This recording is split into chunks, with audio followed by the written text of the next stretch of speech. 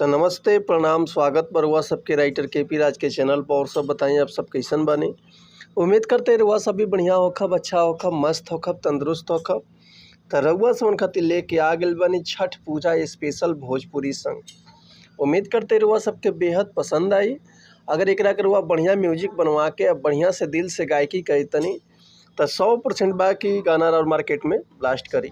लेकिन एक और बात रुआ सबसे कहल चाहब कि अगर रुआ गायकी में इंटरेस्ट बा, गायकी कल चाहत तनी, गायकी रुआ के पसंद बा और रुआ के बढ़िया मीटर नहीं मिलत, बढ़िया गाना नहीं मिलत, बढ़िया से तुकबंदी नहीं मिलत, बढ़िया रुआ सबन के म्यूजिक नहीं मिल पाओ तो रुआ अगर हमारा चैनल पर आ गए बन तो रुआ सबन के निराश भइला के जरूरत नहीं है। कहे से कि रुआ सबन खातिर हम हर एक प्रकार के सॉन्ग लिखिले, हिंदी होके चाहे भोजपुरी होके, चाहे ट्रैक होके, चाहे नया कंपोजिशन होके, चाहे वो अपना फरमाइश के हिसाब से लव सॉन्ग, ऑर्केस्ट्रा सॉन्ग, बेवफाई सॉन्ग, पूर्वी, निर्गुण, भजन, लोकगीत, लयदारी, रंगदारी, जातिवाद संग, जिला स्पेशल गाना, तो साइड सॉन्ग, चाहे छठ पूजा के गाना, चाहे वो अपना मन पसंद के कोनो भी मैटर लिखवा सकिले, चाहे म्यूजिक बनवा सकिले, वो बिल्कुल उचित चार्ज पर।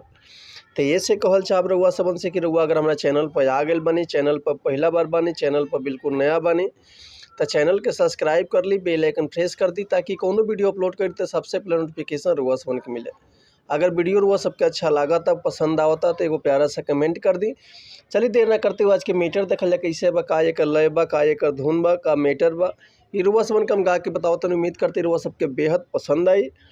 तो अरग के बेरा के गीतवा भैया, एगो औरत पानी बीचे खाड़ बिया, सूरज देव से गुहार करती है कि हे बाबा बहुत देर होता, रुआ कहाँ छिपल बानी, कहीं नहीं की दर्शन देत।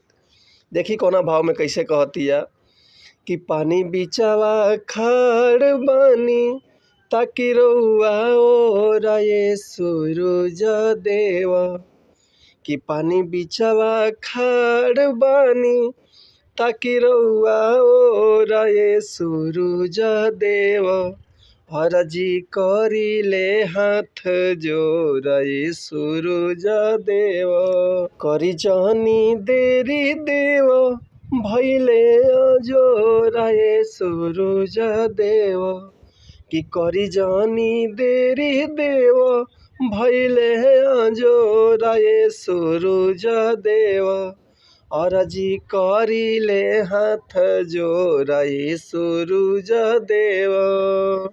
एक बार और हुआ सबका मुखड़ा सुनाई तनी कि पानी बिचावा खाड़ बानी ताकि रउआ ओरा ये सूरज देवा, और जी करी ले हाथ जोरा ये सूरज देवा, कि करी जानी देरी देवो भैले जोरा ये सूरज देवा, कि करी जानी देरी देवो करी नया जोरा ये सूरज देवा, और जी करी ले हाथ जोरा ये सूरज देवा।